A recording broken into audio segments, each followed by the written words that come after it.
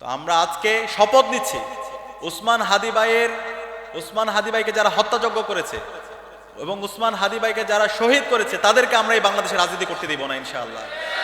এবং উসমান হাদি ভাইয়ের যে শপথ একটা ইনসাফ ভিত্তিক বাংলাদেশ বিনির্মাণ করা, সেই বাংলাদেশ বিনির্মাণ না হওয়ার আগ পর্যন্ত আমরা আমাদের লড়াই সংগ্রাম জারি রাখবো ইনশাআল্লাহ। কিভাবে ইনসাফের জন্য লড়াই করতে হয়, কিভাবে আধিপত্যবাদের বিরুদ্ধে কথা বলতে হয়, কিভাবে আগ্রাসনের বিরুদ্ধে কথা বলতে হয়, কিভাবে মাফিয়াতন্ত্রের বিরুদ্ধে কথা বলতে হয়, কিভাবে সমাজে ন্যায়ের শাসন প্রতিষ্ঠার জন্য লড়াই করতে হয়। শহীদ উসমান হাদি আজকে সারা বাংলাদেশের মানুষের প্রেরণার বাতিঘর। শহীদ উসমান হাদি আজকে বাংলাদেশের ৫৬,০০০ বর্গমাইল জুড়ে শহীদ উসমান বিন হাদির আদর্শ ছড়িয়ে পড়েছে এবং আগামীর যে প্রজন্ম, আগামীর যে বাংলাদেশ, সেই বাংলাদেশে শহীদ উসমান বিন হাদি সবসময় জীবন্ত থাকবে ইনশাআল্লাহ। শহীদ উসমান বিন হাদিকে আমি খুব কাছ থেকে দেখার সুযোগ পেয়েছি ক্যাম্পাসে, ঢাকা বিশ্ববিদ্যালয় ক্যাম্পাসে। আমার বড় ভাই ছিল এবং এই জুলাই বিপ্লব পরবর্তী ১৬ মাস জুড়ে আমরা যে লড়াই করছিলাম আধিপত্যবাদের বিরুদ্ধে, আগ্রাসনের বিরুদ্ধে, বাংলাদেশে ইনসাফ কায়েমের জন্য এবং শহীদদের আকাঙ্ক্ষার আলোকে এক নতুন বাংলাদেশ বিনির্মাণ করার জন্য, সেই জায়গায় আমরা একসাথে সহযোদ্ধা হিসেবে কাজ করেছি। সবসময় একজন বড় ভাই হিসেবে আমাদেরকে পরামর্শ দিয়েছে, শাসন করেছে। আমরা একসাথেই সবসময় কাজ করতাম। শহীদ উসমান হাদি তার যতগুলো বক্তব্য আছে আপনারা সবসময় দেখবেন তিনি সবসময় ইনসাফের পক্ষে কথা বলেছেন। তার প্রত্যেকটা বক্তব্যের মধ্যে তিনি ইনসাফের কথা বলতেন। তিনি এমনও বলতেন শত্রুর সাথে আমার ইনসাফ করতে হবে, কারোর উপর জুলুম করা যাবে না। তো সেই ইনসাফ ভিত্তিক একটি বাংলাদেশ বিনির্মাণ না হওয়ার আগ পর্যন্ত আমরা আমাদের লড়াই চালিয়ে যাব। এটা হচ্ছে আমাদের শহীদ উসমান বিন হাদির অন্যতম আমাদের উপর রেখে যাওয়া আমানত। আমরা কি পারবো ইনশাআল্লাহ? এই ইনসাফ এবং এই ইনসাফ ভিত্তিক বাংলাদেশ বিনির্মাণ করার জন্য আমরা এখানে যারা আছি আমাদেরকে অগ্রণী ভূমিকা পালন করতে হবে। গত ৫৪ বছর জুড়ে বাংলাদেশে আমাদের অসংখ্য লড়াই সংগ্রাম হয়েছে, অসংখ্য আমাদের ভাই বোনরা জীবন দিয়েছে, প্রতিবারই জীবন দিয়েছে। পরবর্তীতে মানুষরা প্রতারিত হয়েছে, কিন্তু ইনসাফ প্রতিষ্ঠা হয় নাই। মহান মুক্তিযুদ্ধ পরবর্তী এদেশের মানুষের ইনসাফের জন্য তাদের আকাঙ্ক্ষা ছিল, মুক্তির আকাঙ্ক্ষা ছিল, কিন্তু বাকশালের মাধ্যমে আমাদের এই দেশে অর্থনৈতিক শোষণ, রাজনৈতিক নিপীড়ন এবং সাংস্কৃতিক গোলামির মধ্য দিয়ে আমাদেরকে যেতে হয়েছে। পরবর্তীতে ৭৫ বিপ্লব হলো, এরপরে আবার দেশীয় বিদেশি ষড়যন্ত্রের মাধ্যমে আমাদের এই দেশে বিভিন্ন ধরনের সংকট তৈরি করে রাখা হয়েছে।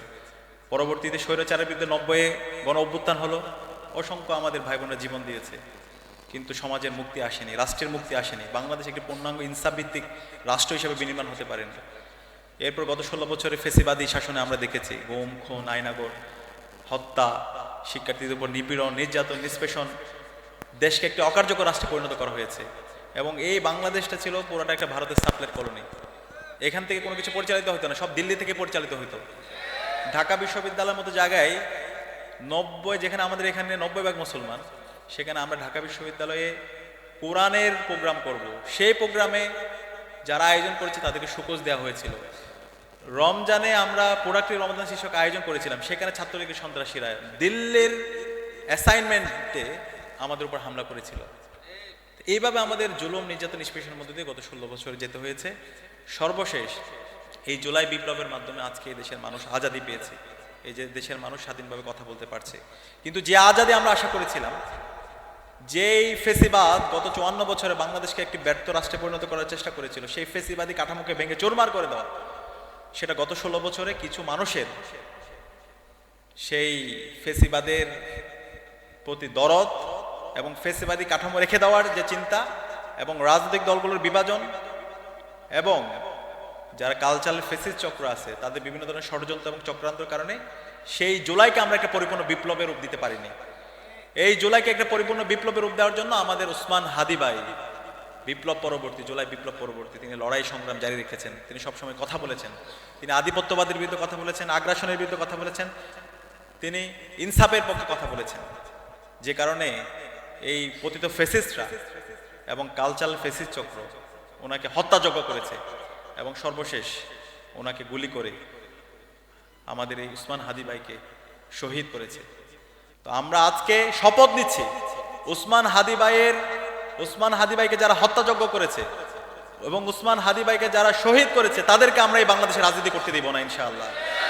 এবং উসমান হাদি ভাইয়ের যে শপথ একটা ইনসাফ ভিত্তিক বাংলাদেশ বিনির্মাণ করা, সেই বাংলাদেশ বিনির্মাণ না হওয়ার আগ পর্যন্ত আমরা আমাদের লড়াই সংগ্রাম জারি রাখবো ইনশাআল্লাহ। বিশেষ করে আজকে আমি ঠাকুরগাঁয়ের শিক্ষার্থী এবং বিভিন্ন পেশাজীবীদের সাথে কথা বলছি। আজকে যদি উত্তরবঙ্গের কথা বলি, গত 54 বছরে উত্তরবঙ্গের কোনো পরিবর্তন আসেনি। কেন আসেনি?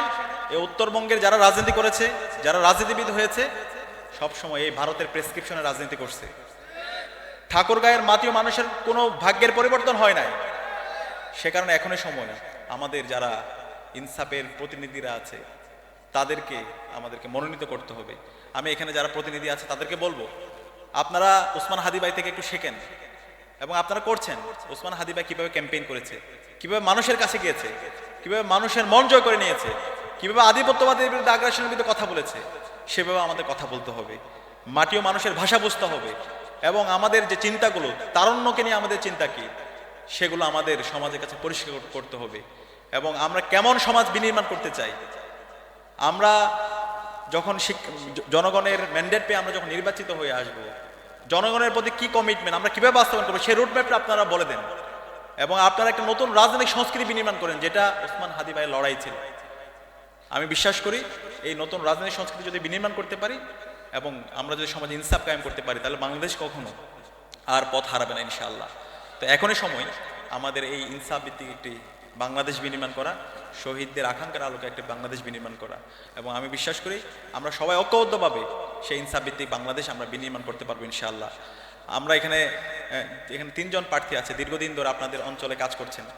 আমাদের ইসলাম ছাত্র শিবিরের সাবেক কেন্দ্রীয় সভাপতি, যাকে আমরা জীবন্ত শহীদ বলি, দীর্ঘ ফেসিবাদী আমলে যিনি সবসময় লড়াই সংগ্রাম জারি রেখেছেন এবং বাংলাদেশে যতগুলো ছাত্র সংগঠন আছে এবং রাজনৈতিক দল আছে যাদের উপর সবচেয়ে বেশি জুলুম করা হয়েছে, সেই সংগঠনের সাবেক কেন্দ্রীয় সভাপতি দেলাওয়ার হোসেন সাইদি ভাই আপনাদের একজন প্রার্থী, যাকে টানা 57 দিন রিমান্ডে দেওয়া হয়েছে, দিনের পর দিন নির্যাতন করা হয়েছে। তার মধ্যে একজন যোগ্য প্রার্থী আপনাদের আসনে মাস্টার মিজান ভাই আছেন, আব্দুল হাকিম চাচা আছেন, যারা দীর্ঘদিন ধরে আপনাদের সাথে ছিল, সুখে দুঃখে সবসময় আপনাদের পাশে ছিল। তাদেরকে আপনারা দেখেছেন তারা কেমন মানুষ। তারা এই সমাজে ইনসাফের জন্য দীর্ঘদিন ধরে লড়াই সংগ্রাম জারি রেখেছেন। আমি বিশ্বাস করি আপনাদের এই মানুষগুলো আপনাদের যে কমিটমেন্টগুলো দিবে, প্রত্যেকটা কমিটমেন্ট তারা বাস্তবায়ন করবে ইনশাআল্লাহ। তাদের যে সততা, তাদের যে দক্ষতা, তাদের যে অনেস্টি, ইন্টিগ্রিটি, সেটা ব্যাপারে কেউ কোয়েশ্চেন করতে পারবে না ইনশাআল্লাহ। জনগণের যে অধিকার, জনগণের যে ক্ষমতা, সেই ক্ষমতা জনগণের হাতে ফিরে দেওয়ার জন্য তাদের লড়াই ইনশাআল্লাহ। এবং সমাজে যারা তারুণ্য আছে, সেই তরুণ সমাজদেরকে নিয়ে তাদের ভাবনা, তাদেরকে এম্পাওয়ার করা এবং সমাজের যে বৈষম্যগুলো আছে, সমাজের যে দুর্নীতি, চাঁদাবাজি, টেন্ডারবাজি, রাহাজানি, সন্ত্রাস, মাফিয়াতন্ত্র, সেটার কবর রচনা করাই হচ্ছে তাদের উদ্দেশ্য। তো ইনশাআল্লাহ আমরা বিশ্বাস করি সে জায়গায় এখানকার যারা ছাত্র যুবকরা আছে তারা ইনসাফের প্রতিনিধিদের জন্য তাদের পক্ষে তারা কাজ করবে ইনশাআল্লাহ। এবং একই সাথে আমাদের উত্তরবঙ্গের যে ভাগ্য গত 54 বছর পরিবর্তন হয়নি, সেই ভাগ্য পরিবর্তন করার জন্য আমাদের এই ধরনের যোগ্য প্রার্থীদেরকে দরকার, যারা উত্তরবঙ্গের সকল সমস্যাগুলোকে অ্যাড্রেস করবে এবং যারা উত্তরবঙ্গের মাটি ও মানুষের কথা বলবে ইনশাআল্লাহ। কারো চোখ রাঙানোকে তারা পাত্তা দিবে না ইনশাআল্লাহ। আমরা বিশ্বাস করি আমাদের যারা প্রার্থীরা আছে তারাই ইনশাআল্লাহ আপনাদের পক্ষে হয়ে বাংলাদেশের মানুষের আজাদির জন্য, ইনসাফের জন্য, ইনকিলাবের জন্য তারা তাদের লড়াই সংগ্রাম জারি রাখবে। এবং আমি আশা রাখছি সে যাত্রায় এখানে ঠাকুরগাঁয়ের যারা ছাত্র এবং যুবকরা আছে সে জায়গায় তারা সার্বিকভাবে পাশে থেকে সামগ্রিকভাবে এই অঞ্চলের মানুষের মুক্তির জন্য তারা লড়াইয়ে সার্বিকভাবে সহযোগিতা করবে ইনশাআল্লাহ। সে উদাত্ত আহ্বান জানিয়ে আমি আমার কথা শেষ করছি। আসসালামু আলাইকুম।